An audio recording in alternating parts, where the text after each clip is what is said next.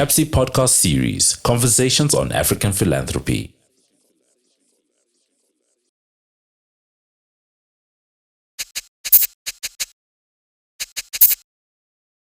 Welcome to yet another episode on Conversations on African Philanthropy with me, Bhekinkosi Moyo, the Director of the Center on African Philanthropy and Social Investment at the West Business School in Johannesburg, South Africa.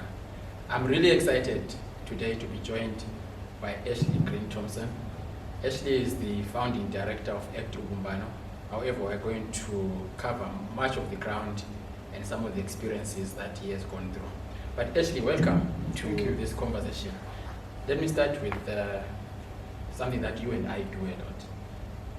How is your running and jogging going? It's going very well. It's going very well. I'm deep into training now for my 10th Comrades Marathon. So I was worried I wouldn't get because when you get 10, you get the green number. Yeah. And COVID did a number on me during, so I was in hospital for a while. But I'm happy to say that I'm getting, I won't run as fast as you will, but I think you're a bit younger than me, so that's okay. Yeah? I saw you in Naivasha and I was like, this man is really preparing for his upcoming marathon. But let's talk a bit about that. Why do you find it useful to invest so much time in running? It's not just for physical health. I know there are other motivations for most runners. In your case, what is it that keeps you going year after year? You know, I used to smoke 20 cigarettes a day. And then when I stopped, my taste buds came back and I got very big. Because I ate everything. You know, I could have a glass of whiskey and a cake, chocolate cake at the same time. So I started running, and but it's become a part of my life. You know, there's a saying, I don't run to get fit. I get fit so I can run. You've got that time, it's just you and the road, your body, your mind. So it allows me time to reflect and think about things. It's really, it's one of the greatest parts of my life. I thoroughly enjoy running. A lot of people don't think that's actually true because they think, why would you run when you can drive? No, I think it's become an important part of my life. I've also found that running can also be a tool to raise consciousness on other social areas. So when I do run, if I do, I try to write a statement around a cause that I think people must pay attention to. So at least those that follow my pages would know that maybe I'm raising consciousness on gender-based violence, which I've done over the past 2 or so years. Previously, I did something on cancer of the colon. But I think I'm starting there because I think there's something I wanted to talk to you about, which is that for the most part that I've known of you, would I be right to characterize you as a runner for social justice issues? Well, I haven't really used that platform in the past. I know that I follow your pages, so I have seen the work that you've done there. But no, I figuratively. Look, the thing about the marathon is that it forces you into all sorts of places you wouldn't otherwise go. There's that moment, and if you've done a marathon or an ultra marathon, there's that moment when you hit the wall. It's no amount of training prepares you for that, because you feel like you just can't. You have to quit. You just want to sleep, and you've got another 30, 40 Ks to go. But you keep moving forward, right? Even if you're not running, you walk. You don't stop. And what that's taught me over the years is a sense of perseverance. Social justice is not a moment. I think part of the challenge, certainly in South Africa, but in many parts of the globe, I think, is that we've looked for that uhuru moment, that liberatory moment, as if that's going to miraculously transform things. Unfortunately, freedom doesn't work like that. Liberation doesn't work like that. It's a long journey, and in '94 in South Africa, when we reached that point, it was an important moment, make no mistake. But if you look at where we are now, I think that philosophy that says it's a long journey that we've got to take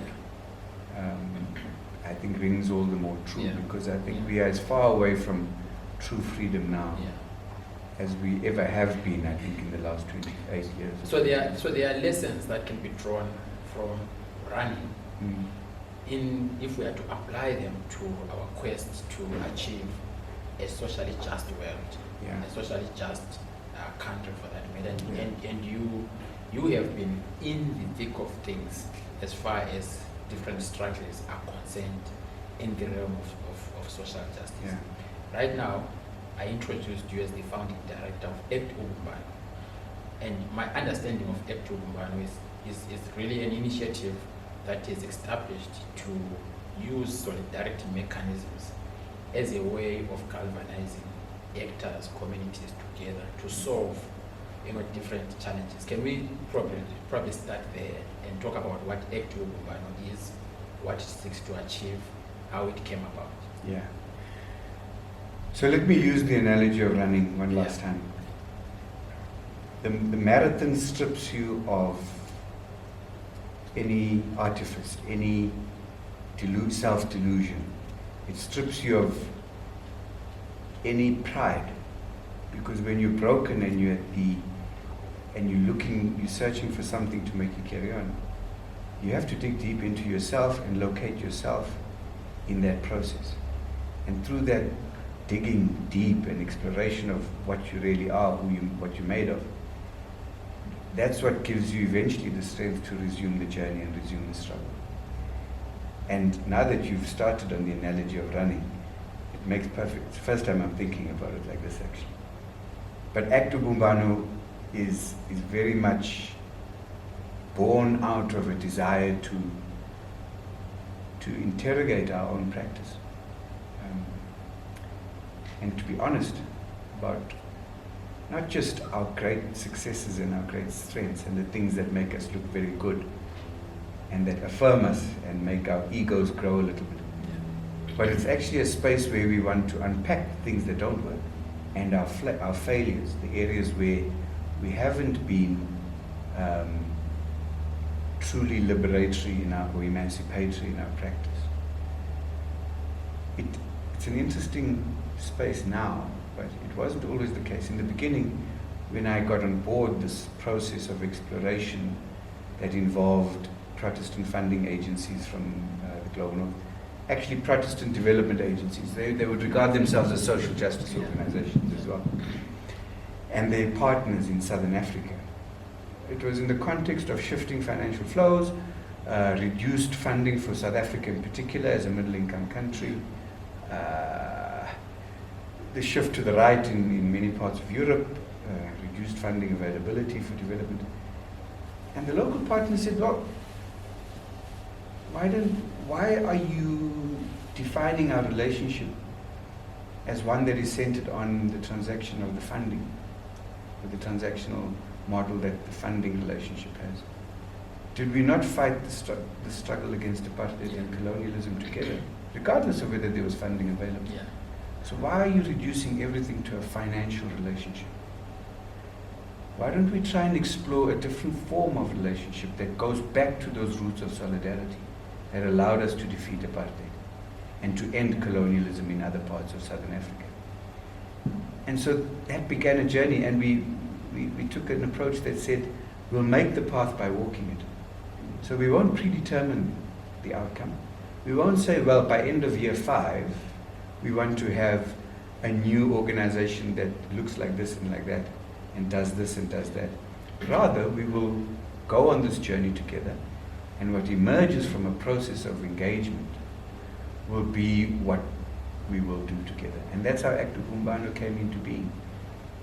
It's a space where we interrogate our social justice practice. We say, what does it mean for us as NGOs, funding organizations, faith-based institutions, activists? What does it mean to be in genuine solidarity with those whose lives are being impacted by injustice? Not how well are we applying SDG 17 or whatever, I don't even know the numbers. But how are we allowing ourselves to be informed by the lived experience of those we ostensibly serve? And that's what Ubumbano, that's how we came into being. Yeah. The organization itself is only registered for about 3 or 4 years, so we're still quite young. Yeah. So it is a critique in many ways of the ways in which philanthropy, as we know, or aid in general, has been practiced. And today there's just so many buzzwords around decolonizing philanthropy, shifting the power, and all of that. But your approach is from that of solidarity and understanding the context. What are your views on this current buzz around, the debates around decolonizing philanthropy, shifting power? I think sometime later today I might be talking to Jenny, who is a pioneer person behind shifting the power movement. Yes. But I'm sure that as Ubumbano, maybe we should have started by just decoding that name, Ubumbano, Yes. so that we can then talk about the critique. Yes. Okay, let me decode the name first. The ACT part is a play on the word action, of course, but it's also because we are members of the Global ACT Alliance, which is a network of a coalition of faith-based institutions globally, and our origins are very much in that association, so we're full members. But the word Ubumbano is a Zulu Nguni word for solidarity, so very much rooted in the region, rooted in Southern Africa, but belonging to the globe, if you will. So solidarity is not funders giving money to struggling communities in poor areas. It's a relational thing that works both ways. Yeah. And so Ubumbano is in its DNA both European and African, and in fact open to engagement with any parts of the globe where there are communities that are struggling. Yeah. So that's where the name comes from. Yeah. The question about these conversations about decoloniality and shifting power, ceding power, I'm not very good at hashtags. Yeah. I'm not very good at buzzwords. I generally don't like jargon, and I think it's the danger of jargon is that it sometimes lessens our ability to be sharp in our analysis. Yeah. Because anytime we feel uncertain about what we need to be doing or talking about or saying, we revert to a word that we know is going to, we make assumptions about its meaning, and it allows us to be more comfortable. It's almost like you can breathe, because I recognize that word, and so now I'm in the right place. But when you listen, when you open yourself to listening to the voice of those who resist their oppression, it's not comfortable. Yeah. Because the language they use, people who are fighting for their very survival, the language they use is often not very palatable. Yeah. It's not very comforting. It's sometimes it can be violent. It's very disruptive. Yeah. If we listen with integrity and honesty, it actually makes us uncomfortable. And my worry is that when we try and translate that into our own language as practitioners and as NGO leaders and as opinion makers and all those sorts of things, there's a danger of sanitizing that and putting it into nice sounding phrases. Yeah. And it loses the impetus because we sound very well-meaning, well-intentioned, but then we shape the conversation so much that it becomes us having the conversation, and we're not really listening with great meaning to those who are impacted on a daily basis, who are struggling and resisting. Yeah. In short, I enjoy engaging in those discussions. I have a critique that perhaps it's becoming a self-sustaining part of our industry. Yeah. So you're going to a lot more conferences these days, there's a lot more webinars, everybody's writing something about, and I don't want to say bad things about anybody's hashtag, but there's so many that I think we're losing the essence of, if you want to talk about ceding power, then why don't you talk to the people who are generally deprived of that power by our being, by the work that we do, and actually listen with greater meaning. Yeah, the reason I was asking is because, earlier on, before we came on second, even here, you spoke about the philosophy of Ubumbano, that you are paving the way or the path as you go.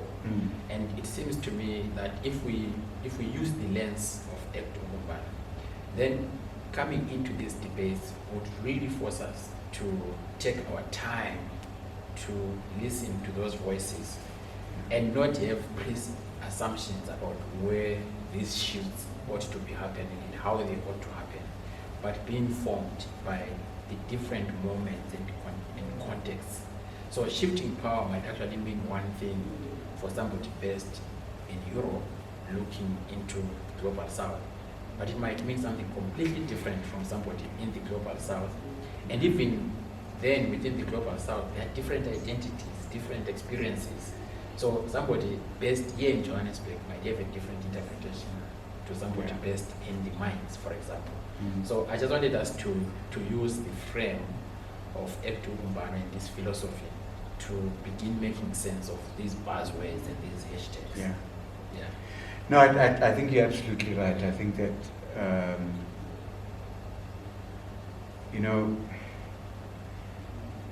we're not denying that there are power dynamics at all times. Everybody has power.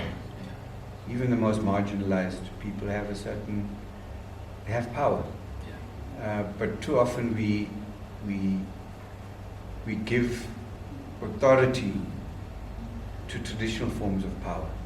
So male power, financial power, academic power. But the power that comes from occupying maybe a privileged position in society. I love exploring the power that comes from people's resilience, the power that comes from people successfully navigating a global system that is seeking to destroy them, whether it be capitalism or patriarchy or the onslaught on women with gender-based violence, the onslaught on the LGBTI community, and the fact that every day they wake up and they resist and they fight, for me is a massive source of power and inspiration. But our systems often marginalize that or sideline that. It's not front and center. We've intellectualized a lot of the issues, whereas I think if we listen a little bit more carefully, I think we'll find a greater insight into how change happens. If we listen and accompany the people who are actually doing the resisting themselves. But I think that everybody's got a particular... The one last thing I want to say about that is, in the philanthropic development space, money is the big power dynamic, right? And the big foundations and the big donors, there hasn't been a lot of movement. That tool, that power tool is still used to advance a particular agenda, even if it's not saying this is what we want you to, these are the kind of political points we want you to take up. But by virtue of the fact that we have to comply very often with conditions of funding, it takes you away from the political dynamics and the political conversations that you want to have. And for me, that's one of the big things we also try to shift. And clearly, one of the things that maybe we have not said quite, maybe in very clear terms, is that while money on the side of the donor could be a power and a tool, when money gets to grantees or recipients, it can also be a disempowerment tool. Those grantees that have most of the resources at times are the weakest in the system, because money has tendencies of silencing the political views that you might want to engage in. So we provide small grants for time-bound specific action. We also use grant mechanisms to work with different non-profit organizations. If it's the money that defines the relationship and the conversation, then you're dead in the water. But if you're starting from a political perspective, if you're starting from a lived reality perspective, and you have a discussion about the kind of money that's going to come in, that says the money will enable rather than the money will enable action and will enable will enable those aspects of your work that would lead to maybe deeper impact, or whatever the case might be, rather than without this money you are nothing. Then I think you can get you can get around that. You can get around that. So at Ubumbano, I mean, probably 3 or so years old now. Usually, in initiatives of this nature, where you have collaborations between institutions in the global south and the global north, you have to spend a bit of time investing in finding each other. You have to invest a lot of time in conflict management in case there are any conflicts that arise. You have to invest in time in managing diversity, but also making sure that you stick to the end goal. What has been the experience so far for you for the last 3 or so years in partnership building, in staying true to the political cause, but also generally the dynamics in partnerships? Sure, that's a very interesting, a very big question, Peggy. When I was appointed, my first employer was the European partners, and they called me a change manager.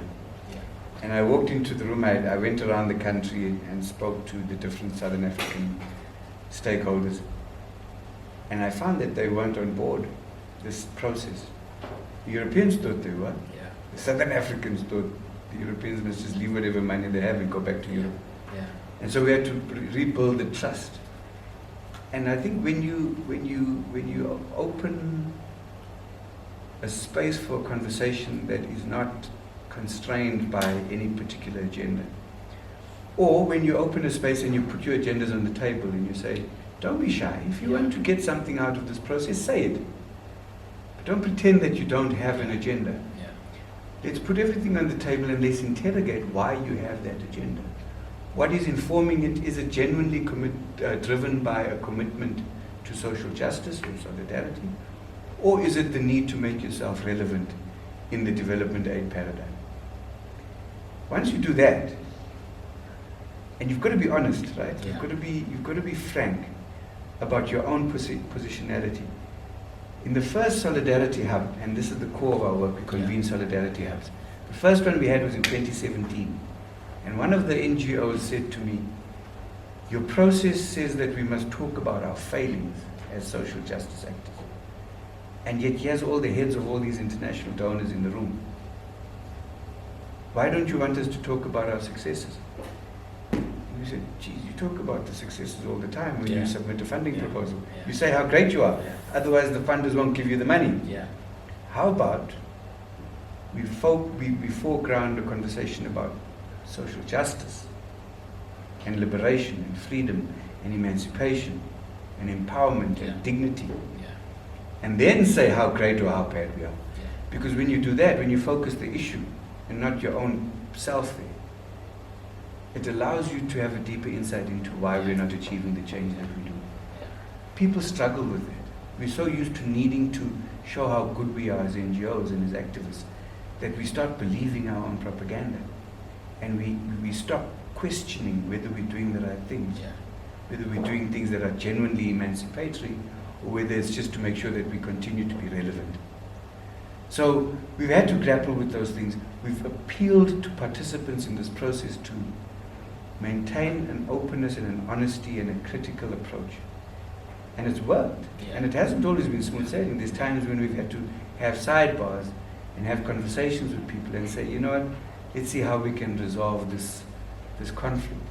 But by and large, our processes are such that you can speak truth, you can be vulnerable without fear of being condemned and criticized. So in many ways, you have to keep working on it. Because there's no moment, every moment is a moment of just working on it and making sure that we're sticking to the political cause. But for people to stay focused, there have to be some strategic, passionate goals or even issues that bring them together. And in your case, what are the key strategic programs that you would say this really helps us to keep people focused, but it also helps us to achieve the ultimate goal that you have sought as active? So if you look at our website and our PR documents, you'll see that we're concerned about economic, gender, and environmental justice. Yeah. It pretty much covers every form of injustice there is in the world. And so yes, you can say that we've got thematic focus areas. But when we say that we listen to we are guided by the lived experience of those who resist their oppression and their dehumanization, it means that you've got to suspend your own desire to have 10 programs that deal with climate change and 20 that deal with GBV and 5 that deal with, because that's your traditional model, right? I've got program areas I need to show to my back donors and my stakeholders that I am doing X amount of work in X amount of areas. But if you say, well, I'm supporting 120 different projects that are driven by communities themselves, our calls for proposals always say, are you doing anything to advance the struggle for dignity in your area? Yeah. Here's some money to help you do it. Small amounts. Yeah. Whether it's a gender justice issue or a climate issue or economic issue, that is determined by the people. When we bring those people into a space, the Solidarity Hub, we'll invite Bheki from CAPSI to maybe deepen an analysis that we've started doing. But you'll find that most of our convenings, it's people talking about their struggles. Yeah. And at the end of each of those convenings, the abiding feedback we get, the overwhelming feedback, it's so nice to be in a space where we're talking about our own struggles. Yeah. And not listening to people telling us about how we should be doing things. That's what actually brings people back time and time again, is they find a space where they can actually talk about their struggles and not be spoken at. And some of the feedback through our outcomes harvesting exercises has shown that it's deepened their ability to do the work that they do. It's energized them. It's opened them up to new experiences and new ways of doing things. That's really what keeps us together. Yeah. So the Solidarity Hub, can we talk a bit about its configuration? What happens in there? What are the principles that you adopt? How many of them do you have? I mean, in one of the conversations, I think you mentioned that you are planning to establish one in Europe. Yes. Can we talk about that? Yes, so at least one big one every year. Yeah. And the last one we had, I think everybody was so fed up with online stuff that there was overwhelming interest. I mean, everybody came. Yeah. We had it budgeted for 70 people and there were about 90 plus from throughout Southern Africa and further afield. So we try and have at least one big Solidarity Hub over 3 days, but we also have what we call learning hubs, which are smaller and 20 to 25 people from the region. We're hoping to then also have localized ones in country. So we've been working with facilitators to develop the methodology. And so the hubs are really spaces for interrogating our practice. That's really what it is. And you'll find it's very different to your traditional conferences in the sense that the learning and the knowledge is generated through sharing of experiences and conversations about that.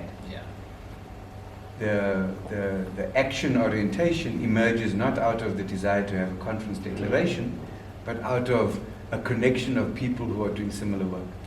So a case in point would be a group in Zimbabwe who have they met a group from Malawi, and they both work on menstrual health issues and sexual rights and sexual and reproductive health and rights, and work with young girls, young women. They're connected and are collaborating on ways that we would never have predicted, because they found each other in the sharing of their own experiences. So those are the Solidarity Hubs. It's a space where we must interrogate our own practice. Part of the challenge is, remember I mentioned we are both European and African in our DNA. I don't know the extent to which our European partners have done the same. So we were hoping that we would we would convene something like that this year. A similar process where it's about interrogating practice and not listening to experts tell us about practice. Great. So, I mean, I know we might not have enough time to really grasp everything. I'll come back. But we are fascinated by this. But something keeps banging at the back of my mind, which is that when I look at you and your experiences and your history, you have always been in spaces where you are seeking to address issues of social injustice. So you were in the churches, you were at the Southern Africa Trust and many other institutions, and you and I actually have known each other from way back. Would you take a bit of some time and just pick some moments in your upbringing all the way to today that you would say, these are the things that actually have shaped your approaches, but also you are drawing on as you are leading this process now? Wow.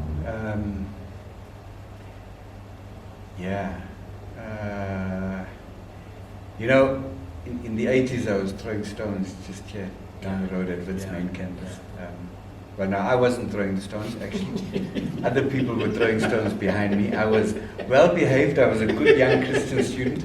That says you were throwing stones. I can tell you who the ones were that were throwing stones. No, I think there's two experiences that I would talk about, Betty. From a professional point of view, during my student time, I was involved and I worked full-time for an organization called the Young Christian Students. And it was very much at the forefront of young people's struggles against apartheid.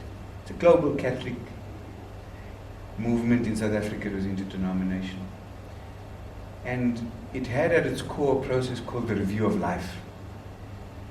And it used a method called the See, Judge, Act method. And the Review of Life meant that when you did political analysis, you had to locate yourself within it.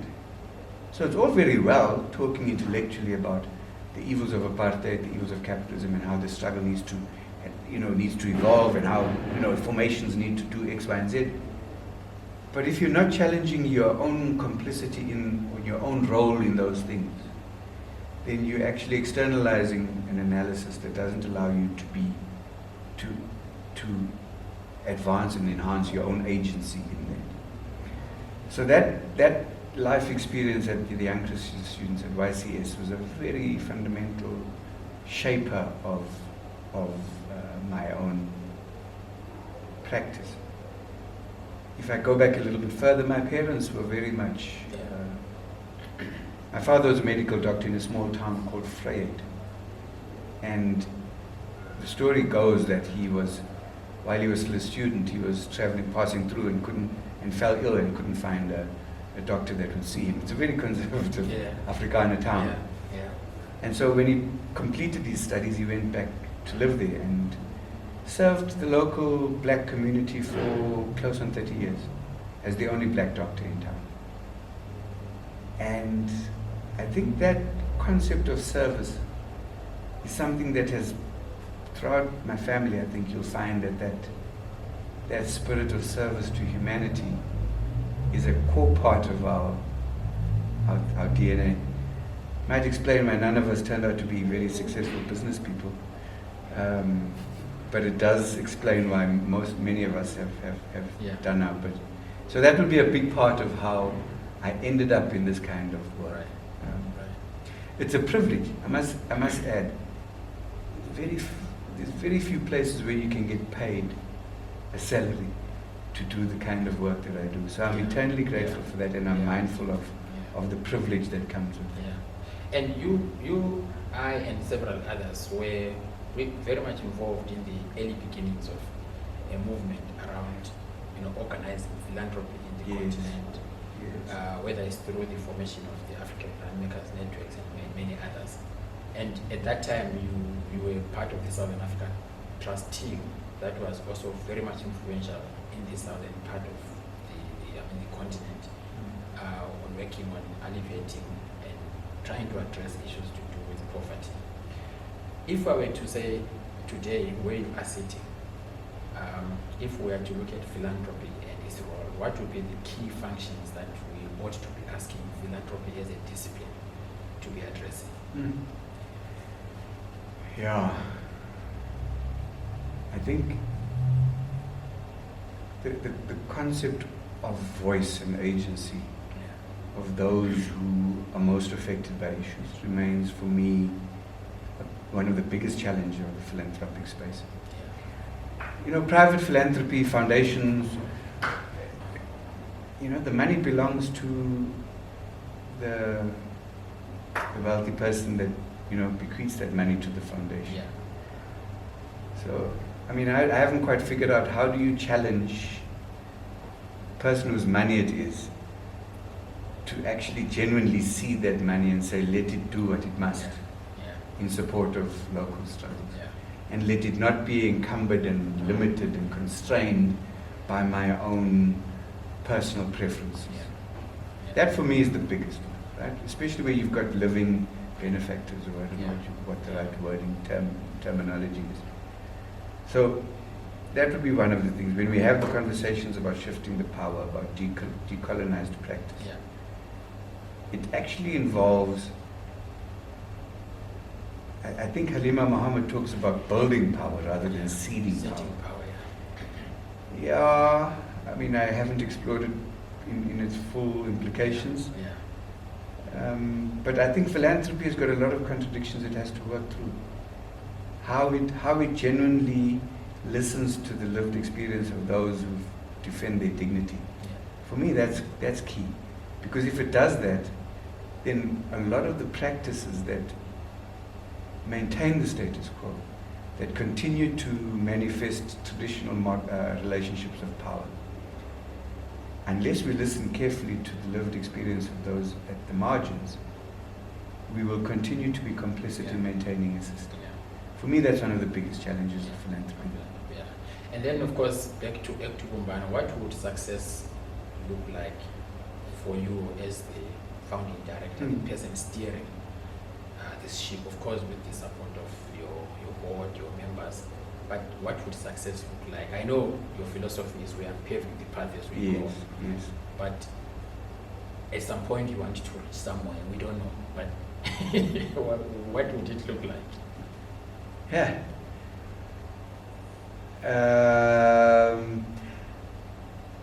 I think if we can maintain a commitment to a critical reflection process that genuinely centers marginalized voice and agency, for me that would be success. If we're able to challenge social justice practitioners, activists, faith institutions to take a more self-critical approach to understanding power relations, that would be success. So we work with faith institutions and we challenge faith leaders often to understand their positionality, their own power as leaders of churches and other faith institutions, and how that impacts on their ability to listen to the lived experience of people. It's particularly topical now with what's happening in Uganda with the assault on the LGBTI community. Faith institutions play a big part in that. We found that through going through a process of critical self-reflection allows people who would otherwise be constrained by conservative theological and ideological positions, when they locate themselves within analyzing what it means to be loving and finding God's dignity, the dignity of God's creation. When you take people through a process of self-discernment like that, it's amazing how powerful it is in shifting these hateful notions of exclusion and continued marginalization of certain sectors of society. If we can carry on doing that, Bheki, I don't care whether we've got 10 million or 100 million rand in reserves, or whether we're funding programs, if we can continue to center the experience of marginalized communities, that would be for me success. I'm often challenged by people that we collaborate with, but also by back donors who will say, you need to start going to more international platforms to speak about gender, environmental, or whatever, justice or whatever issues. You need to be more visible. You need to reach more countries. And there's always the temptation to build an empire.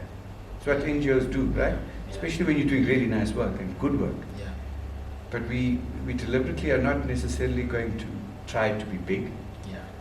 We do want to be relevant. We do want to be true to our practice, which is an emancipatory practice, rather than a practice that maintains a status quo that doesn't lead to transformation. And I'll tell you that for me, I've been fascinated by your journey as an institution. And one of the things that I really applaud you and the team is that you have also allowed yourselves to study your journey. And I'm happy that one of your staff members is actually looking critically at the journey of Ubumbano. And hopefully, the findings are going to be also useful for yourselves and your partners going forward. And so from our end, really, we appreciate the work that you are doing. I want to end on maybe a personal note as well. There was a time between the Southern African Trust and I think your next endeavor where you actually moved to Swaziland. Yes. Can we talk about that move? Yeah, that was quite an experience. Yeah, can we talk about that move? I've always been fascinated. I've always wanted to ask you. And as we were speaking now, I just remembered, by the way, Ashley just moved to Swaziland for quite some time. You're touching on all the things that are very important in my life. There's a school there, which called Waterford Gamsham. Right. It was set up 60 years ago in opposition as an alternative to apartheid education. And my brother-in-law was the deputy principal there. We used to visit, and I fell in love with the place. At any given time, there's over 50 nationalities in the school. Yeah. It's based on a philosophy of diversity and of educating for peace. And so I wanted my boys to go there. Yeah. So I quit my job at the Southern African Trust. The director at the time was, he wasn't happy. Yeah. But I went into freelance consulting. But for 10 years I lived in Swaziland. And for most of that time, until 2016 when I took on this gig that I'm doing now, but I freelanced, and we had a chance to get our boys to complete their education, 7 years of education at Waterford each.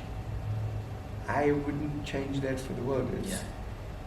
We've got to have different conversations and experiences for our kids. Yeah. And I think Waterford offered that opportunity for them. And I think by their own admission, even though they missed the friends they left when we crossed the border, they would be the first to say it's the best thing that they did. I continue to serve on the governing council of the school. I've got a couple more years left, and then I've got to step down.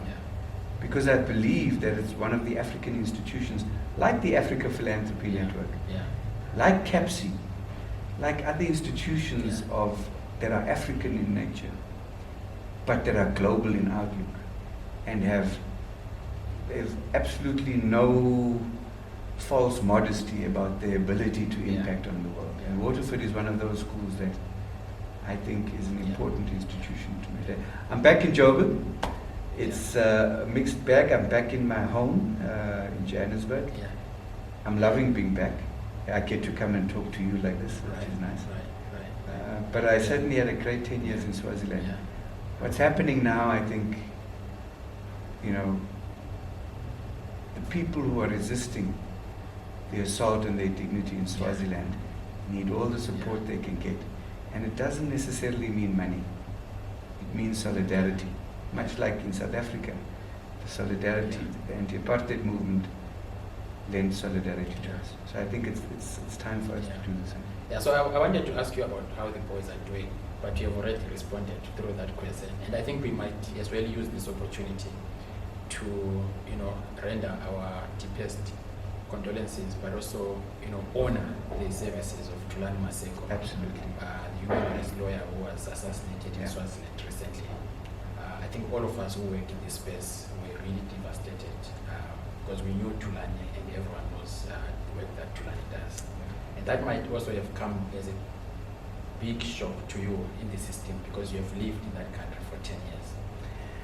Yeah, Swaziland is a strange place. When I got there were protests happening, and that was in 2012. There were some quite strident protests, and I thought that, the regime would change and there would be reform. Yeah. It's amazing how resilient the system is. Yeah. But you can never overestimate the patience of the people. And so towards the end, I was there when the riots happened. In fact, factories were being burnt not a kilometer from where I lived. Yeah. And every morning I was driving close to the border in order to connect. There was no internet.